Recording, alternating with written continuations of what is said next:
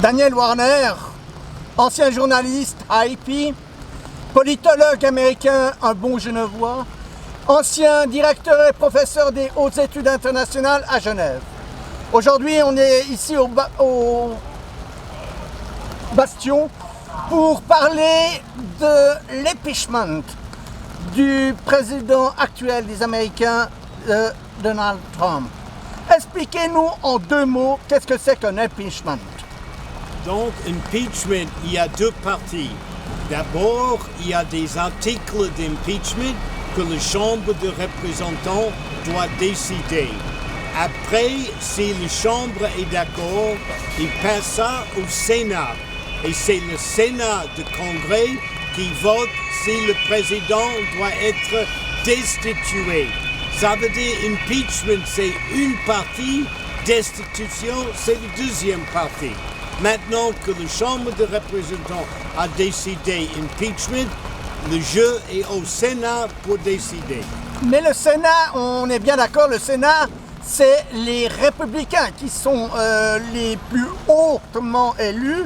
Alors, est-ce que les Américains vont faire que M. Trump va être jugé? Qu'est-ce que vous en pensez?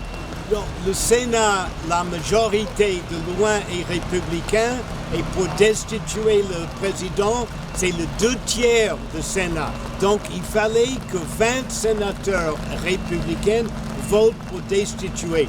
À mon avis, ça ne va pas arriver.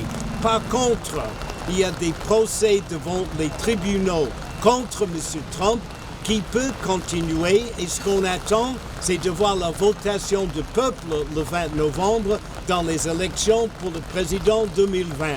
Et là, pour le moment, il n'y a pas de changement dans l'opinion publique vis-à-vis de M. Trump comme candidat présidentiel à partir de toutes ces discussions d'impeachment.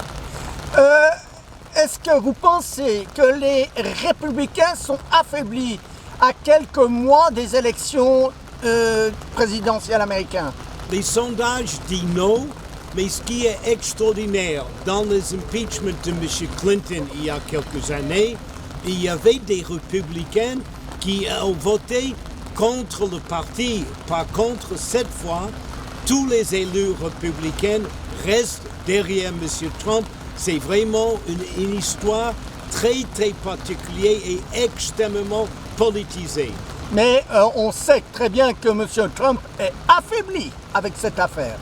On n'est pas sûr, parce que dans les sondages, c'est à peu près la même popularité de Trump avant l'impeachment et maintenant pendant l'impeachment. Donc il n'est pas affaibli, mais on attend des résultats des élections le mois de novembre 2020. C'est le troisième président qui est en impeachment. Il y a eu Nixon avec l'affaire de Watergate. Il y a eu M. Clinton avec une de ses secrétaires. Et il y a maintenant Trump. Est-ce que c'est une série noire pour les Américains? Donc d'abord, le premier impeachment, c'était au 19e siècle. Et pour M. Nixon, il est parti avant qu'il y avait une décision définitive. Avec M. Clinton, c'était surtout qu'il a menti devant le Congrès. Et là, les gens n'acceptent pas, mais quand même, il a resté président. Et on dit qu'avec cette histoire de polarisation de tout le Congrès et le peuple américain, ça peut continuer. Mais quand même, Trump a fait des choses, on verra dans les tribunaux, mais il a fait quand même pas mal qui sont presque des crimes. Et là, on va voir ce qui va suivre. Mais à mon avis, ça sera difficile pour un autre président après de faire autant de choses que Trump. Je pense une chose, vous qui êtes un démocrate, les démocrates se frottent les mains aujourd'hui, vous pensez? Donc, démocrate majuscule et minuscule, ce qui est difficile avec le Parti démocrate, qu'à l'intérieur du Parti démocrate, il y a des gens très progressistes, très à gauche. Il y a quelques personnes comme l'ex-vice-président Biden qui sont au centre, mais le parti a beaucoup de peine de trouver une bonne candidate pour faire l'élection contre M. Trump. Donc le parti est très divisé. Ça sera ma dernière question. en quelques mots, qu'est-ce qu'on reproche à M. Trump? Il y a plusieurs choses. Il y a beaucoup de choses. Mais la chose la plus ennuyeuse pour lui ou la plus grave, qu'est-ce que c'est? Non, la plus grave, il y a deux choses dans les articles d'impeachment. Le premier, c'est abus de pouvoir. Ça veut dire qu'il a hésité de donner l'argent à l'Ukraine, qui était voté pour le Congrès, pour des raisons personnelles qui voulaient l'information sur M. Biden.